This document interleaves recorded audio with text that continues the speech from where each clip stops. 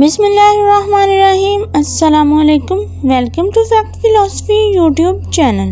ناظرین، انسانی تاریخ ایسی بے شمار من گھڑت کہانیوں اور توہم پرستیوں سے بھری پڑی ہے جو نسل در نسل منتقل تو ہوتی آ رہی ہیں، مگر ان کا حقائق کی دنیا سے دور دور تک کوئی لینا دینا نہیں ہوتا۔ ان باتوں کو بس یہ کہہ کر سچ مان لیا جاتا ہے کہ یہ ہمارے بڑوں اور بزرگوں نے کہا تھا۔ ایسے میں اگر یہ سوال پوچھا جائے کہ اس کا حقیقت سے کیا تعلق ہے، تو اس پر سوچنے سمجھنے اور تحقیق کرنے کی بجائے محض یہ کہہ کر سچ قرار دیا جاتا ہے کہ میں اسے پہلے سے ہی جانتا ہوں، کیونکہ میں یہ ہمیشہ سے ہی سنتا آ رہا ہوں۔ تو اس سے بڑی حماقت اور کیا ہوگی؟ جی ہاں، تو ناظرین، یہی تو کہا تھا سقراط نے کہ کوئی بھی انسان اگر یہ کہتا ہے کہ وہ اسے پہلے سے ہی جانتا ہے تو وہ کچھ بھی نہیں سیکھ سکتا۔ اور ساتھ ہی ساتھ سقراط یہ بھی کہتا تھا کہ میں زندہ لوگوں میں سب سے زیادہ عقل مند آدمی ہوں، کیونکہ میں ایک چیز جانتا ہوں اور وہ یہ ہے کہ میں کچھ بھی نہیں جانتا۔ سقراط کی یہی سچی اور عقل مندانہ باتیں اسے زہر کے پیالے تک لے آئی۔ مگر سقراط آخر تھا کون اور اس نے زہر کا پیالہ کیوں پیا، یہ سب ہم جانیں گے آج کی اس ویڈیو میں۔ ناظرین، یونان کے جنوب مشرق میں دنیا کا ایک بڑا اور قدیم ترین شہر ایتھنز آباد تھا، جسے یونان کا کیپٹل بھی مانا جاتا تھا۔ اس شہر کی دوسری طرف اونچائی پر قدیم یونانی حکمت کی دیوی اتھینیا کی مورتی کھڑی تھی، جو وہاں سے پورے شہر کو نظر آتی تھی، اور اس شہر کا نام ایتھنز بھی اسی حکمت کی دیوی اتھینیا کے نام پر رکھا گیا تھا۔ اسی شہر میں ایک سنگ تراش بھی رہتا تھا۔ اس سنگ تراش کا بیٹا روز اس دیوی کے مجسمے کو دیکھتا اور اپنے باپ سے روز سوال کرتا تھا کہ یہ بے جان مجسمہ کیسے کوئی بات کر سکتا ہے۔ یہ لڑکا سقراط تھا۔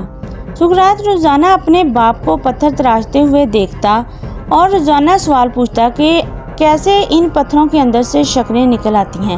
اسی طرح وہ اپنے ارد گرد ہونے والی چیزوں پر غور کرتا تو اس کے دماغ میں بہت سے سوال اٹھتے، مگر کبھی جواب نہ ملتا۔ اسے لگتا تھا کہ پتھروں میں شکلیں چھپی ہوتی ہیں اور صحیح اوزاروں کا استعمال کر کے انہیں باہر نکالا جاتا ہے۔ اسی طرح اصل چیزیں چھپی ہوئی ہوتی ہیں۔ ان چیزوں کو صحیح طریقے سے سامنے لانا ہماری ذمہ داری ہوتی ہے، ورنہ یہ لا علمی کے پردوں میں چھپی رہتی ہیں۔ ناظرین، سقراط بھی باقی بچوں کی طرح ہمیشہ سے دیوی دیوتاؤں کی کہانیاں سنتا آ رہا تھا کہ کیسے دیوتا انہیں سپورٹ کرتے ہیں اور ان کے لیے مہربان ہوتے ہیں، اور کیسے ایتھینیا کا مجسمہ اس شہر کے لوگوں کی حفاظت کرتا ہے اور ان کے سوالات کا جوابات دیتے ہیں۔ لیکن سقراط کو یہاں بھی اپنے ذہنی سوالات کے جوابات چاہیے تھے کہ ایک بے جان مجسمہ جو کچھ بول نہیں سکتا اور نہ ہی اپنی جگہ سے ہل سکتا ہے، وہ اتنے بڑے شہر کی حفاظت کیسے کر سکتا ہے؟ اور اگر یہ دیوتا اتنے بڑے شہر کی حفاظت کرتے ہیں، اگر ان کے رتبے اتنے زیادہ عظیم ہیں، بڑے ہیں، تو یہ عام لوگوں کی طرح نفرت کیوں نہیں کرتے اور ایک دوسرے سے لڑتے کیوں نہیں ہیں؟ ناظرین، سقراط کے ان تمام سوالات کا جوابات دینے کی بجائے سب نے سقراط کی باتوں پر توجہ دینا چھوڑ دی۔ ناظرین، سقراط کے سوالات ہمیشہ سے ہی کنٹروورشل ہوتے تھے، اور سقراط دوسرے بچوں کی نسبت شکل و صورت میں بھی کچھ خاص نہیں تھا، اس لیے سب بچے اس کو الٹے ناموں سے پکارتے تھے۔ یوں ہی وقت گزرتا گیا اور سقراط بڑا ہوتا گیا۔ سقراط کے والد نے دوسرے لوگوں کی طرح اپنے بیٹے کو خاندانی پیشہ اپنانے کے لیے فورس نہیں کیا، کیونکہ وہ جانتا تھا کہ سقراط پتھروں کو تراشنے اور پہچاننے کی بجائے لوگوں کو اور حقیقت کو پہچاننے کی مہارت رکھتا ہے۔ کیونکہ سقراط کے سوالات کے خود اس کے والد کے پاس بھی جوابات نہیں ہوتے تھے، اور اس کا والد بھی ان سوالات کو سن کر گھنٹوں سوچ میں پڑا رہتا تھا۔ ناظرین، سقراط کے زمانے میں ایتھنز دنیا کے مشہور ترین اور ماڈرن شہروں میں سے ایک تھا، کیونکہ دنیا میں ڈیموکریسی کا آغاز اسی شہر سے ہوا تھا۔ اس لیے اس شہر کو the birth place of democracy بھی کہا جاتا ہے۔ اس شہر کی جمہوریت میں صرف مرد ہی ووٹ کاسٹ کر سکتے تھے۔ تمام اہم فیصلے، حتیٰ کہ عدالتی فیصلے بھی ووٹ کے ذریعے ہی ہوا کرتے تھے۔ ڈیموکریسی کی ایجاد پر ایتھنز کے لوگ فخر محسوس کرتے تھے۔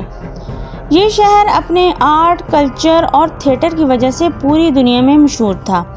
لوگ دور دراز سے ان کے حیران کر دینے والے آرٹ کو دیکھنے اور نئے علوم سیکھنے کے لیے آتے تھے۔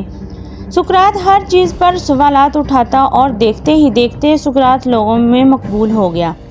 لوگ اس کے سوالات کو فن اور انٹرٹینمنٹ کے طور پر لیتے، کیونکہ اس شہر کے لوگوں کو اپنے دیوی دیوتاؤں کی سنی سنائی باتوں پر اندھا اعتبار تھا اور وہ اپنے دیوتاؤں پر کوئی بھی سوال کو فضول قرار دیتے تھے۔ ناظرین، یونانیوں کا ماننا ہے کہ ان کے دیوتا آسمان میں رہتے ہیں۔ ایک دن سقراط کی ملاقات انیکساگورس سے ہوئی۔ انیکساگورس آسمان میں چاند، ستاروں اور ان سے جڑی چیزوں کا مشاہدہ کرتا تھا۔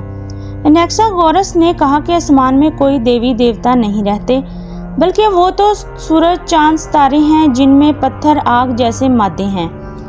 انیکساگورس کی اس تحقیقات کی وجہ سے لوگ اس کے خلاف ہو گئے۔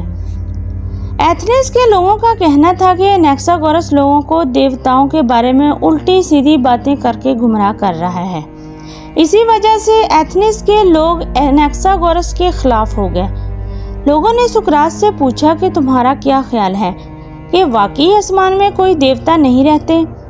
اس پر سقراط نے بھی یوں ہی کہہ ڈالا کہ آسمان میں کوئی دیوی دیوتا نہیں رہتے، مگر انیکساگورس کی بات کو صحیح اور غلط قرار دینے کے لیے میرے پاس کوئی دلیل نہیں ہے۔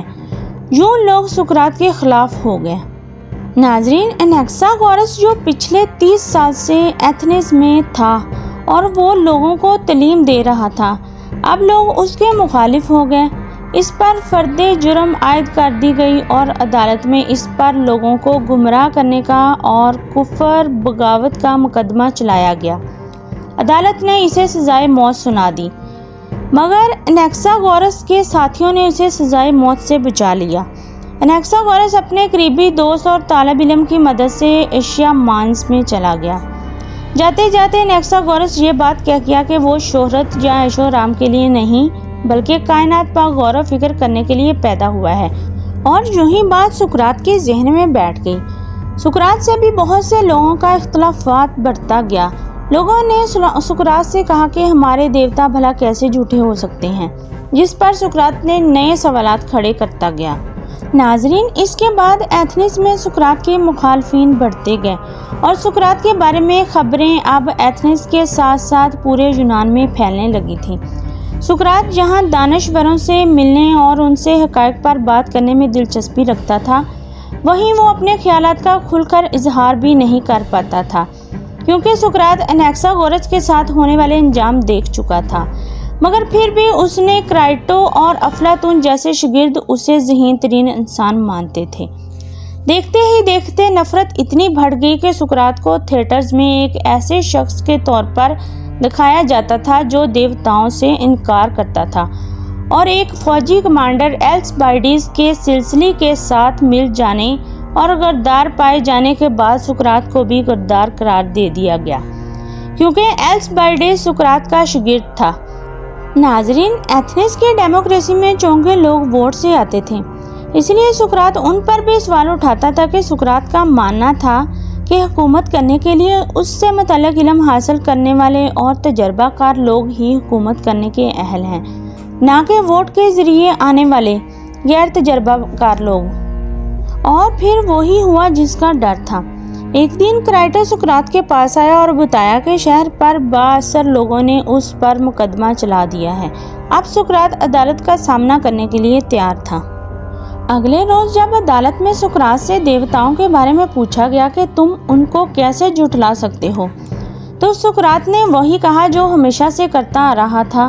لوگوں سے بھری عدالت میں سقراط نے لوگوں سے مخالف ہوتے ہوئے دیوتاؤں اور حکومتی عہدے داروں پر سوالات اٹھا دیے، جس کا کسی بھی شخص یا جج کے پاس کوئی جواب نہیں تھا۔ ان سب کے باوجود زیادہ لوگوں نے سقراط کی مخالفت کر دی۔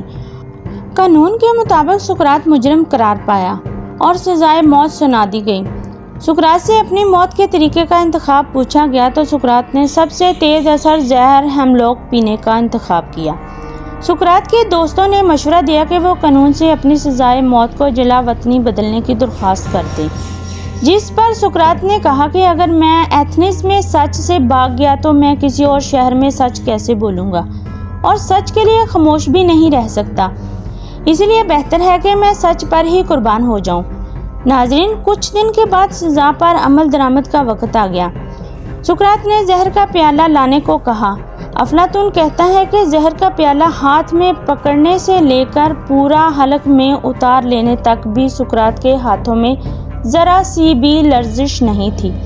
یوں ایک سچ کی کھوج میں نکلنے والا سقراط سچ کی راہ میں قربان ہو گیا، مگر جھوٹ کو قبول نہ کیا۔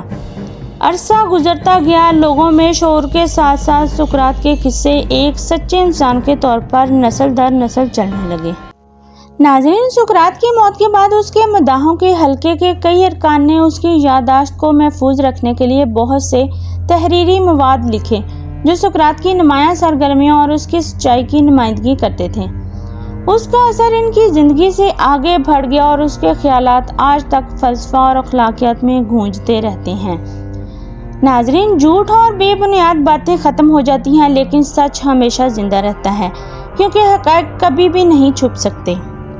ناظرین، اگر آپ کو میری یہ ویڈیو پسند آئی ہے تو لائک کیجئے، شیئر کیجئے، سبسکرائب کیجئے، اپنی دعاؤں میں یاد رکھیے اور اپنا خیال رکھیے۔ خدا حافظ۔